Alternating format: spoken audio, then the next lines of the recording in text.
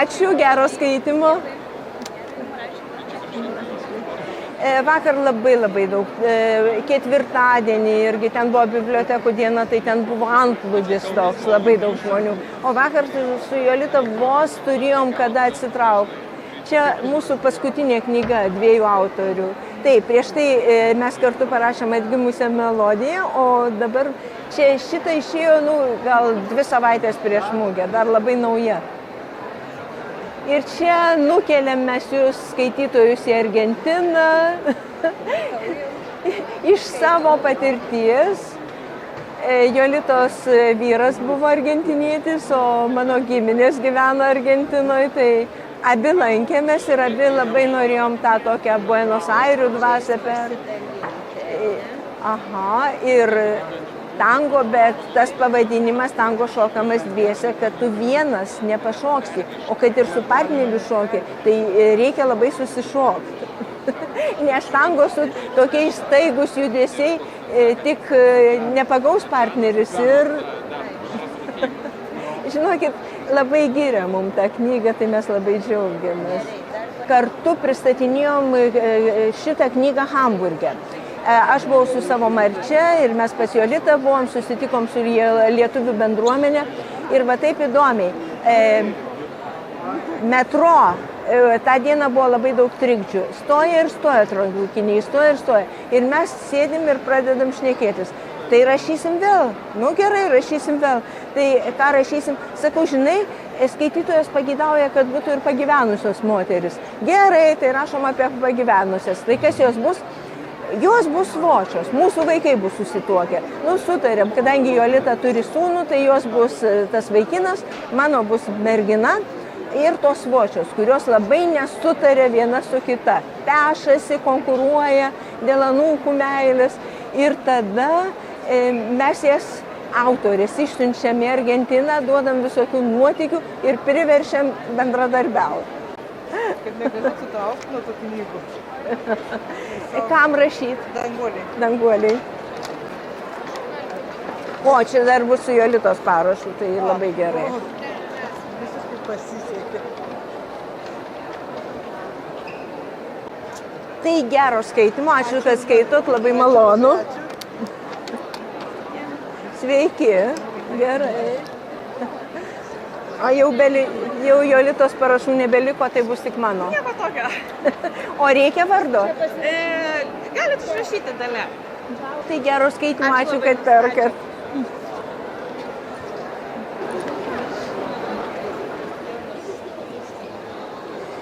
Čia vakar buvo nukrautos visos lentynos ir paskui į vakarą visai ištuštėjo. Galybė autografų jau tiesiog čia būdavo kartais, ypatingai jeigu ateina kokia nors grupė, pavyzdžiui, atvažiavo Plungės skaitančių moterų klubas. Tai jie čia, kai apstojo mus, tai tada visi galvoja, kažin kas čia. Tada ir kiti užsikrečia ir mes čia tik rašom. Tiesiog Jolita vieną knygą, aš kitą, paskui tik tai pasirašom, apsikeičiam. Tai būna tada toks labai antplūdis ir labai įdomu. Vakar iš viso tokia diena buvo, kad daugybė.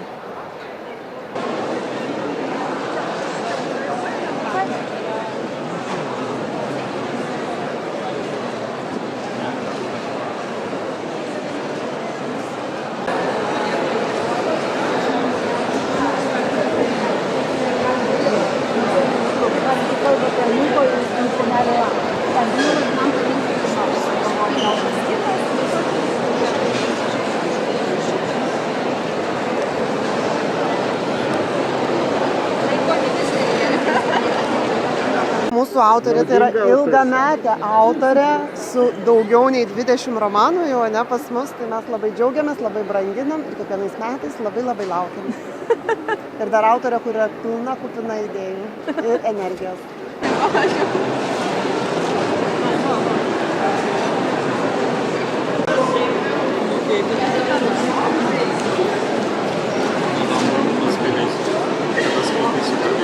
Mano Laura ir Audronės Austėja, anūkės, yra klasiokės. O tai mes varom? Tai mergaitės ateisit jūs dar? Jo? Tai prieikite, gerai, tai laukia.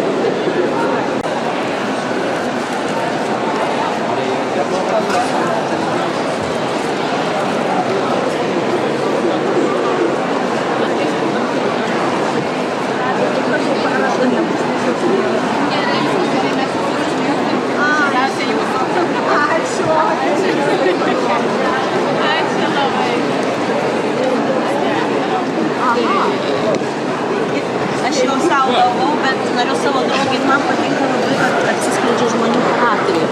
Toks gilesnis požiūris į žmogų, ką žmogus jaučia, kaip mąsto, kokius priima sprendimus. Gal man labai patinka dėl to, kad mes iš tikrųjų lietuviai labai taip gerai jaučiam žmonės ir va šitas knygos jam patinka tas žmogaus pajautimas. Bet tą, ką jis daro, padaro, tai jis yra viduje. Aš labai mėgstu ir laukiu jų.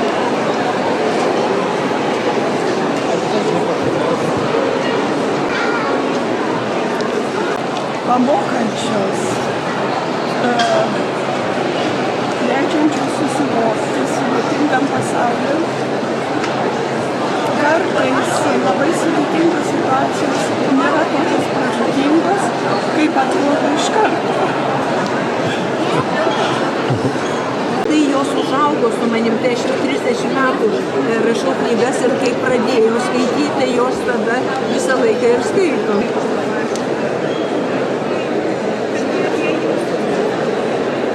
Labai mane ramina, aš mėgstu skaityti vakare, prieš miegą. Mane labai gerai miegui nuteikia knygos, lengvo siužeto knygos.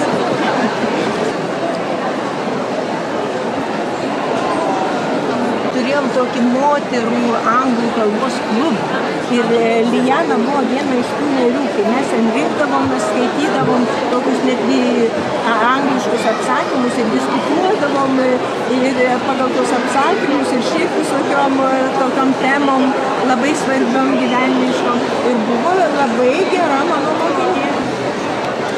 Taip, tai labai ačiū, gero skaitymo. O kaip dviese rašo? O taip aptarėm, iš pradžių tenai atsirado, kad bus tos ločius, paskui aš parašiau tokią pradžią, kaip tenai nusprendžiam, kad jos nemėgs viena kitos.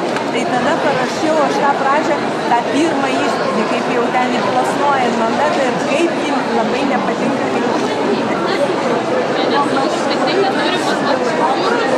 Visada knyga yra su manim. Ir dabar prie lovos stovi kokios 3 knygos, aš tai vieną paskaitau, tai kitą. Jeigu neužkabina, tai tada nesikamuoju, bet šiaip tai skaitau. Ir dabar kitokias skaitau. Jaunystėje vienokias skaičiau, dabar kitokias. Tokios, gal tokios stiliaus, kaip ir aš pati rašau. Moterų parašytas apie moteris, apie gyvenimą, apie santykius su vyrais, su vaikais ir taip toliau. Tai va.